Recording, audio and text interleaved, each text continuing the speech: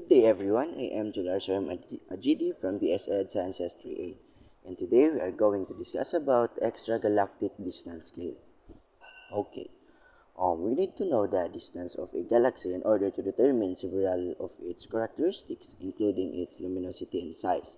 The brightness of a galaxy can be converted into its genuine luminosity if we know its distance from us, because we are aware of the Praise method in which light is diminished with distance.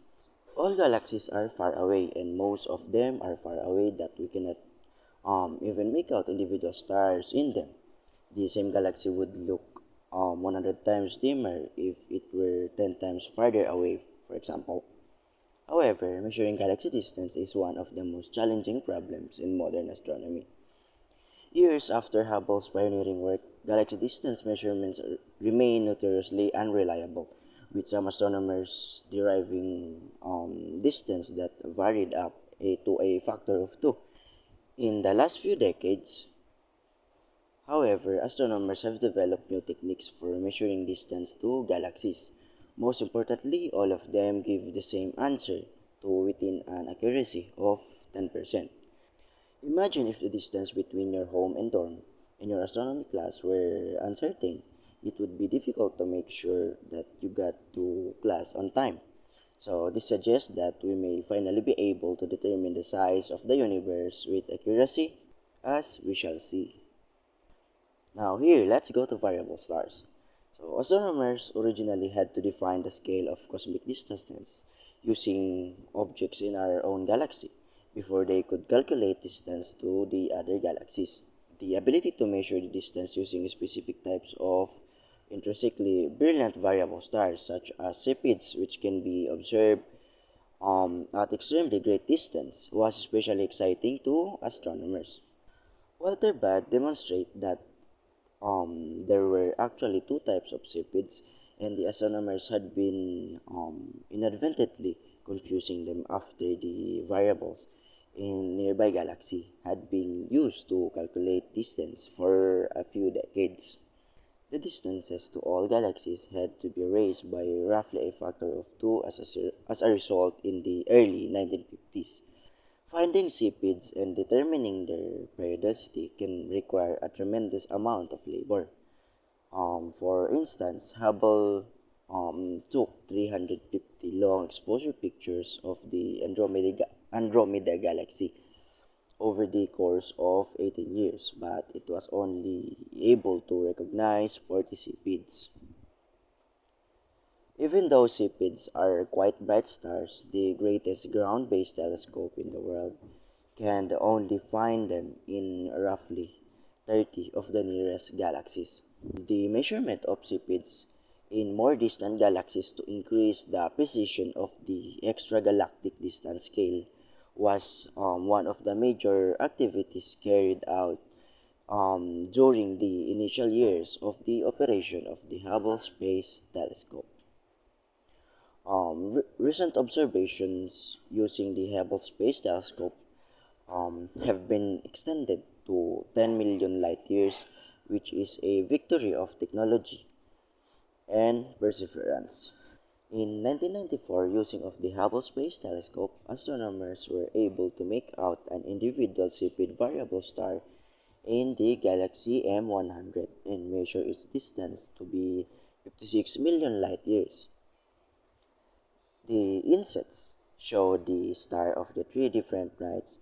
You can see that the brightness is indeed variable. So credits to the modification of work by Wendell Ledman, observation of the Kennedy Institution of Washington, and NASA ESA. However, we can only measure distance within a small portion of the galaxy universe using Cepheids. We need to be able to resolve individual stars and crack their minor alterations in order to employ this strategy. After all, even the most advanced space telescope cannot assist us in doing this beyond certain range. So fortunately, there are alternative methods for determining galaxies' distance. So here, the star bulbs. The profound disappointment that astronomers experience after realizing that stars in general weren't light bulbs. So if each of the lights in a large auditorium is a typical 100-watt bulb, then the lights that appear brighter to us must be closer, but the lights that appear dimmer must be farther away. So we might similarly read off the distance of the stars depending on how brilliant they appear to us. If every star had a constant brightness or wattage. Unfortunately, as we have learned, neither stars nor galaxy have a uniform brightness. However, astronomers have been looking for extraterrestrial objects that have somewhat similarly to conventional bulb and possesses the same inherent or built-in brightness no matter where they are. The bright supergiant star, planetary nebulae, which emit a lot of ultraviolet light, and the typical globular cluster in a galaxy have all been proposed as potential bulbs.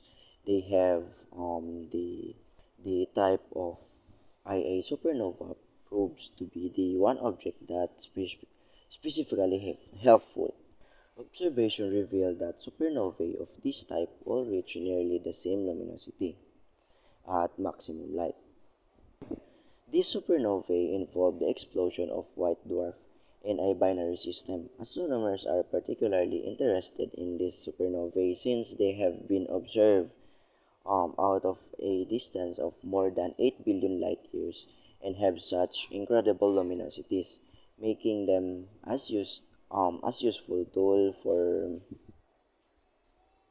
making them a useful tool for measuring distance on a large scale. Type Ia supernova. The bright object at the bottom left of the center is a Type Ia supernova near its peak intensity. The supernova easily outshines its host galaxies. This extreme increase in luminosity helped astronomers use Ia supernova as standard bulbs. Credit to NASA, ESA, and ARIES.